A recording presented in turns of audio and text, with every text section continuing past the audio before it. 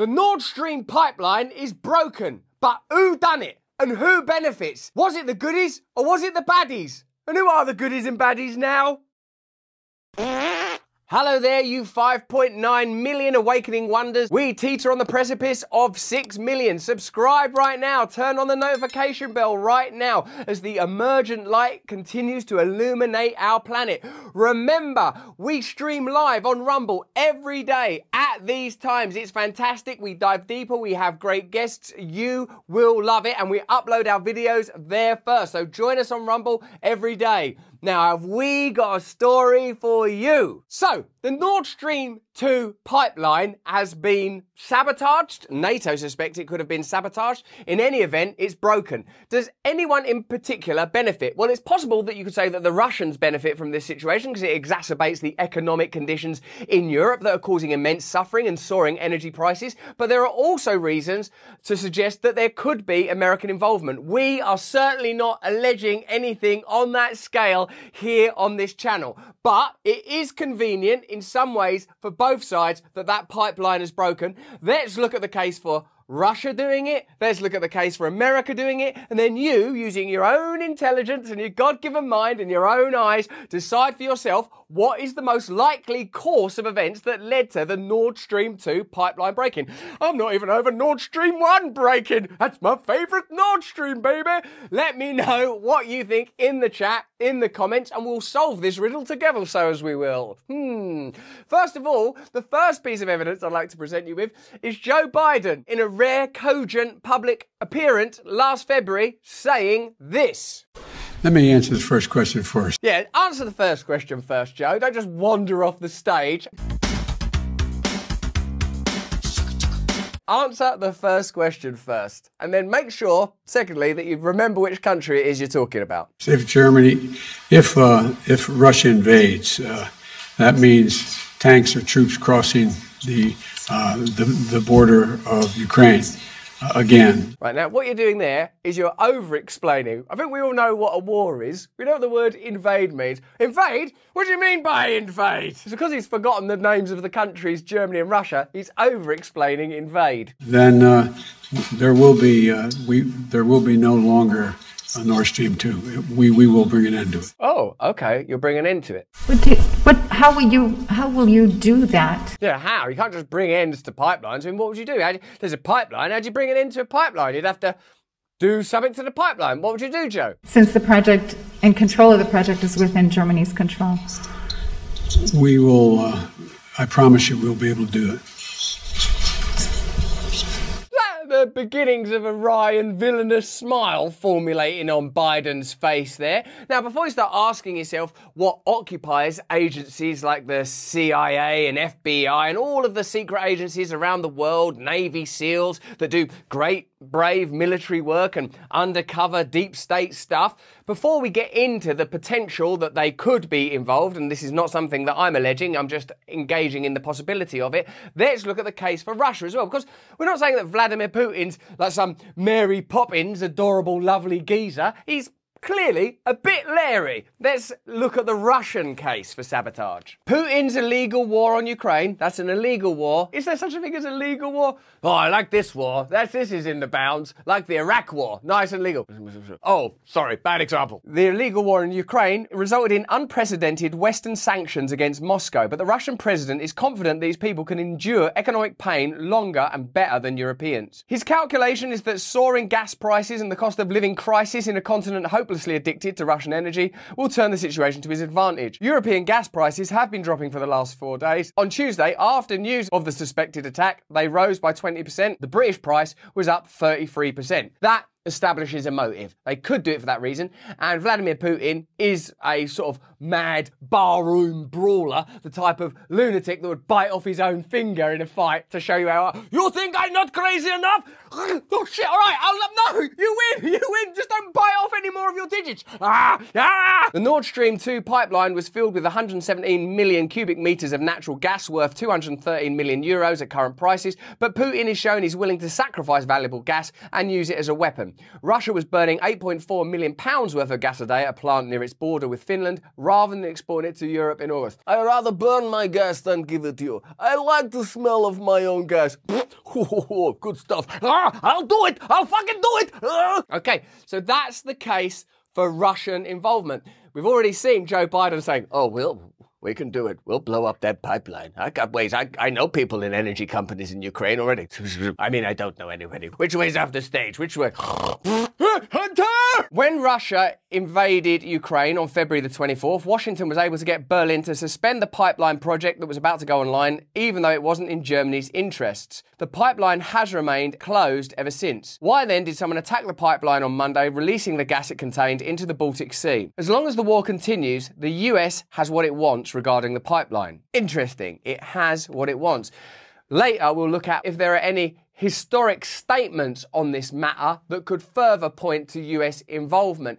Also, I can't help but think that if this is Russian gas, couldn't they sort of turn it off at the source? I mean, I don't know much about sort of fracking and mining for gas and stuff, but if it's in Russia and it's being piped out under the Baltic Sea, couldn't they just go switch the old gas off? I mean, I know it's not a cooker, but you know. But ending the war and lifting sanctions would lead to the reopening of Nord Stream 2. 3 weeks ago, President Vladimir Putin told a press conference that Russia was ready to resume supplying natural gas to Germany if Germany lifted its economic sanctions against Russia. Putin said, if they need gas urgently, if things are so bad, just go ahead and lift the sanctions against Nord Stream 2 with its 55 billion cubic meters per year. All they have to do is press the button and they will get it going. Gazprom and Russia have always fulfilled and will fulfill all obligations under our agreements and contracts with no failures ever.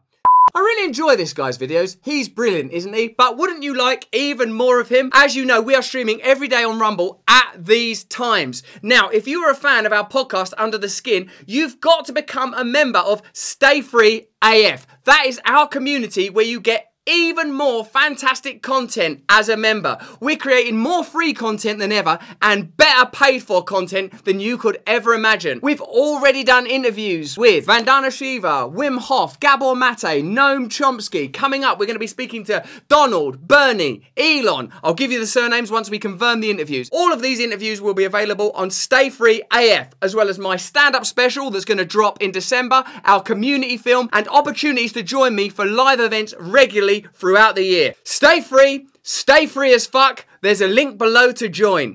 Now, before you allege anything as heavy as US sabotage of the Nord Stream 2 pipeline, you'd need to know that there was a sort of historic understanding of that event. You'd need to know NATO would act more aggressively in order to impose sanctions and unify military action against Russia. You'd need to know that historically someone in a position of power had suggested that having North American gas and oil as the primary supplier of European energy was a desirable outcome. You'd have to know that pipelines between Ukraine, Russia and Germany had been under consideration in American foreign policy for some time.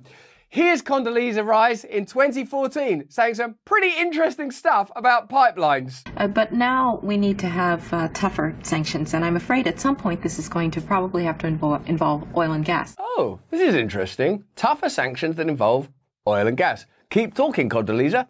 The Russian economy is vulnerable. 80% of Russian exports are in oil, gas, and minerals. So they're aware of Russian vulnerability back in 2014. Wonder what was going on in Ukraine in 2014, if there were any elections around that time with NATO involvement.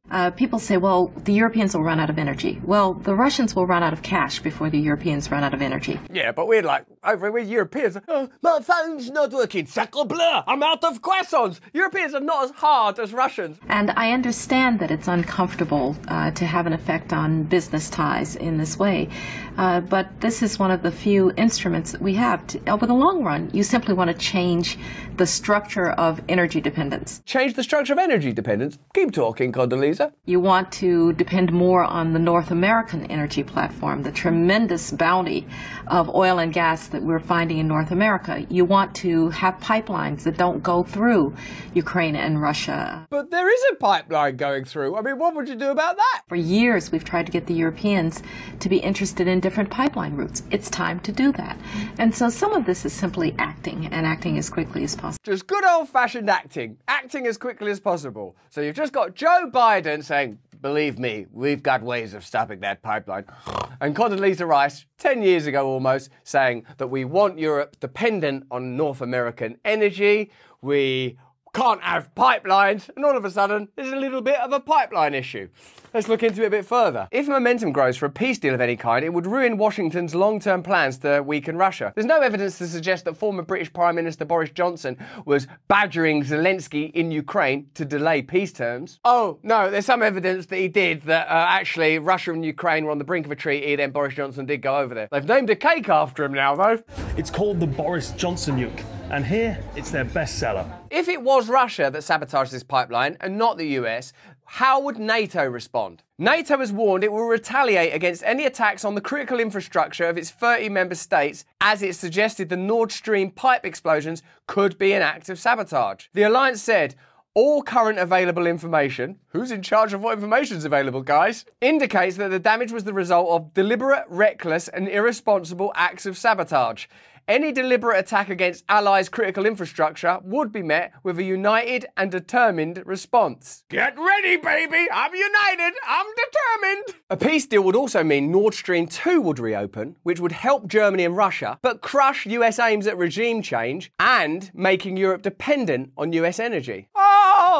Oh, you think just because America would benefit financially because Europe will be dependent on North American oil, and just because NATO would amp up their military attacks on the Russian region, and because it would prolong this war and create more profits for the military-industrial complex, and just because Joe Biden is on camera saying, oh, we'll do it, and Condoleezza Rice 8 years ago was saying, we'll have to do it, you thought because of all that the US could possibly have been involved in sabotaging the pipeline.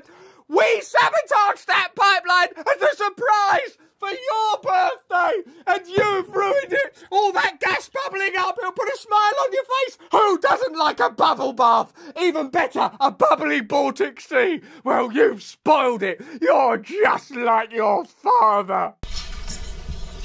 So there you are. No one can say for sure whether it's Russian sabotage or US sabotage or simply a convenient accident. You can simply ask yourself, who benefits most from this situation? Whose aims are most likely to be met? Is it NATO's? Is it US aims? Does this somehow benefit Russia? I genuinely don't know. I'm not an expert in geopolitics and complex matters of energy distribution or long-term American foreign diplomatic strategy. These are not things that I'm an expert in, but I know you know a lot about it, so let me know in the chat. Let me know in the comments what you think. You're able to decide for yourself. Or a further consideration is if you find censorship around these issues, that too should play into the information that you use when calculating for yourself what is the most likely outcome. Me, personally, I think it's important to remain unbiased, open-minded, and to consider all possibilities. But that's just what I think. Let me know what you think in the comments. Let me know what you think in the chat. Have a look at either of these videos if you enjoyed this one. Sign up to my mailing list right now and watch us every day on Rumble. We stream all day unless someone breaks the pipeline, probably the Russians. I'll do it! I'll fucking do it, man! You can see us there every day at these times. Join us over there,